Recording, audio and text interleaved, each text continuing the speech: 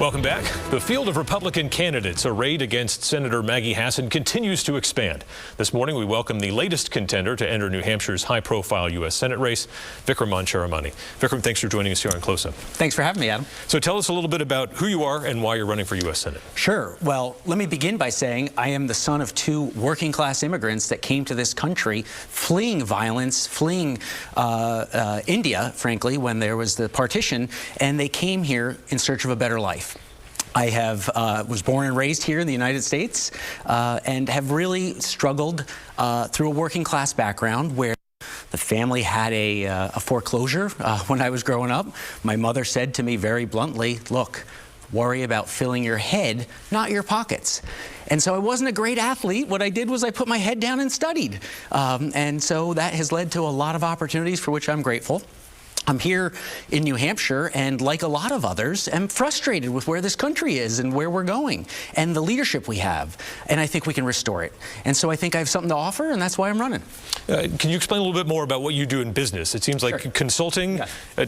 Yeah, so I'm a businessman, not a politician, so that's true. What it means I do is I help people think about navigating uncertainty. I'm a consultant. I have a small consulting firm. I've hired a couple of people to help me with that endeavor, working with large corporations here in the United States, helping them think about the world we're in and where the opportunities are, where the risks are, where the regulatory environment is going. But I also have helped some families manage some of their assets, and so I've started a small investment firm as well, hired a couple of people there. So yes, I'm an entrepreneur that traffics in ideas. I see. So online it says you do paid speeches, $30,000 to $50,000 a pop. Who pays that much to hear you speak? So I have done a lot of paid speaking work, and it's all over the map. I've done some academic work where it's unpaid. I've done some corporate speaking work where it is highly paid, but there's a wide variety of it. And again, it tend to be large organizations that are trying to think about the world and sort of what's happening, connecting the dots, navigating uncertainty, whether it's regulatory uncertainty. Hey, how are demographics coming into play? What about geopolitics? And so I've been a big picture thinker around the world. What is happening? How do we put all this together so we have a sense as to what the future might hold? That's really what I do. You've got this impressive resume, MIT, Yale, all that. You've lived in Boston. What's your connection to New Hampshire? Sure. So I ended up spending a lot of time in New Hampshire, really starting around 2015-16, because I have a daughter with special needs, and we found ourselves up at the New England Disabled Sports Program on the side of Loon Mountain. And this is an amazing program that I can't say enough positive stuff about. They changed our lives. They gave my daughter a skill. They helped her learn to ski. And by the way, they're not just helping children with disabilities, they're helping wounded warriors, veterans, anyone. Doesn't matter what your issue is, they're going to help you ski. Blind, can't hear, whatever it is. They believe you can ski. And so this was just an amazing community, really the New Hampshire spirit, frankly. And so a couple years after that, we bought some real estate. A couple years after that, we found ourselves up here full time. And that's been a real blessing. I mean, you know, Governor Sununu, I think, describes it as some people are lucky enough to be born here. Others have to develop the intelligence to come here. I think I had to develop the intelligence to come here. So you pitch yourself as a problem solver. What's the problem with Senator Maggie Hassan? Why should voters make a change? Sure. Well, the first thing I would say is she's a party line Democrat, and she has literally followed the party line for most things. And that means she's not thinking. She's not thinking for herself. She's not thinking about New Hampshire. She's not thinking about inflation. She's not thinking about what's happening with the pain at the pump. She's not thinking about the border. She's not thinking about any of these things. She does what she's told. She's been an absent senator. And so I think that's part of the problem we have here, which is someone that's not thinking about the working class struggles of the New Hampshire families. And so that is something I think about. A lot of different kinds of Republicans out there these days. Are you a pro-Trump Republican? Sure. Let me begin by saying I am definitely a fan of many of Trump's policies. Look, he was dead spot on when it comes to things like U.S. energy independence. We went from a world under the Trump administration where we were exporting oil to our friends and allies to a world where we are importing oil from those who hate us. I mean, that's horrifying. It's outrageous in so many ways, right? Not only that, it's not just that we're importing it, we're funding people who hate us, like Russia. So I think that's a problem. Number two, corporate taxes. We lowered corporate taxes. You know what that did? That brought jobs back here to the United States. And it increased tax revenues. So that's a good thing. More jobs and more revenues. I like that. What's the alternative? Higher taxes, which is fewer jobs and less revenues and jobs overseas? I don't like that. So he did that. That was great. And then I would say perhaps one of the most important things, probably the single most important thing that the Trump administration did that I am so grateful for, and I think every American should be grateful for, is he put China on the agenda.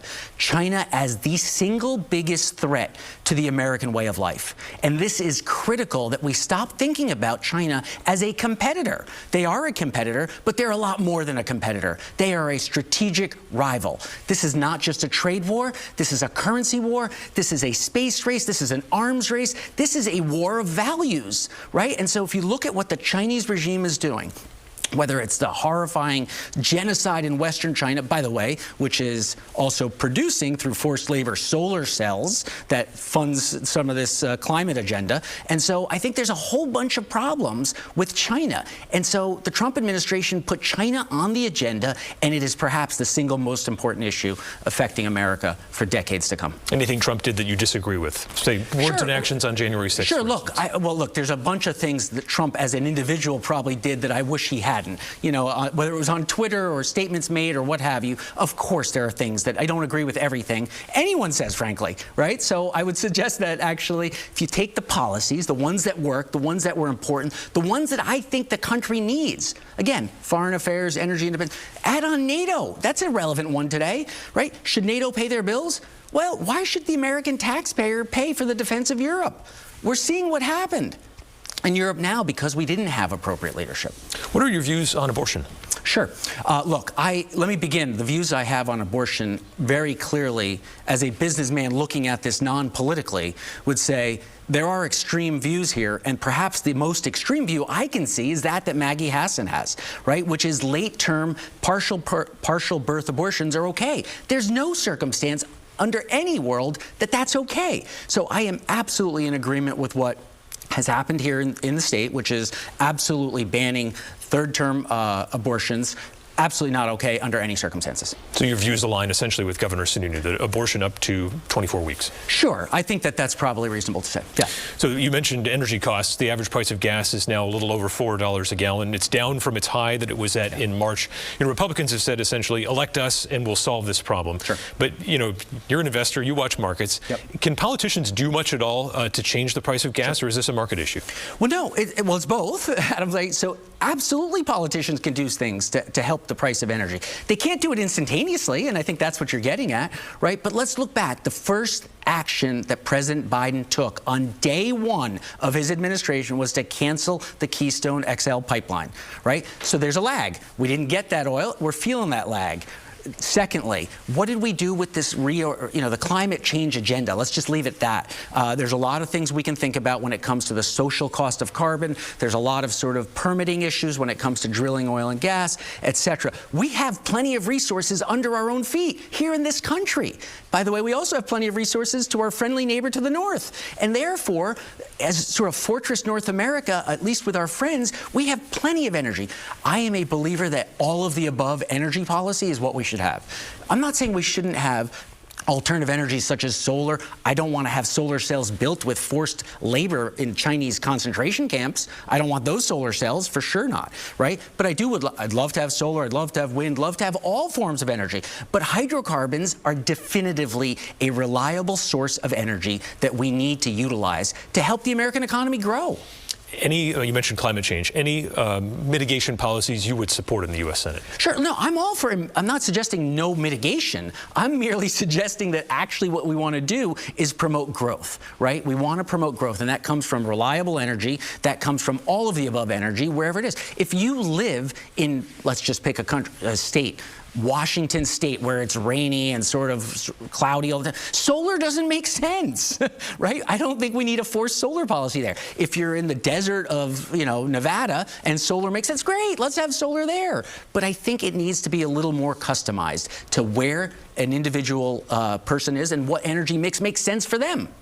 All right, Vikram Sharamani, we thank you for joining us here on Close Up, and we'll see you out there on the campaign trail. Great. Thanks for having me, Adam. Appreciate your time.